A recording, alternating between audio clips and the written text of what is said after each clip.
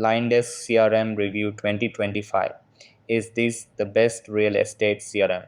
Hey guys, in this video, I am going to show you a review of Liondesk CRM and whether it's the best real estate CRM in 2025. So make sure to watch this video till the end and let's get started. So the first thing that you want to know is that Liondesk is a CRM designed for real estate professionals to manage leads and automate follow-ups.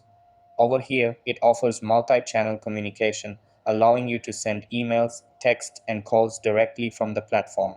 After that, it has AI-powered lead follow-ups, which automate responses to keep leads engaged. Then, it includes video messaging, helping you send personalized messages to stand out. Now, let's go over the pros. Over here, Liondesk is affordable, making it a budget-friendly option. After that, it includes AI and automation tools to save time. Then, it has a user-friendly interface, making it easy to set up and use. After that, let's check out the cons. Over here, Liondesk has limited customization, so it may not be as flexible as some competitors. Then, its reporting features are basic, meaning analytics could be more detailed.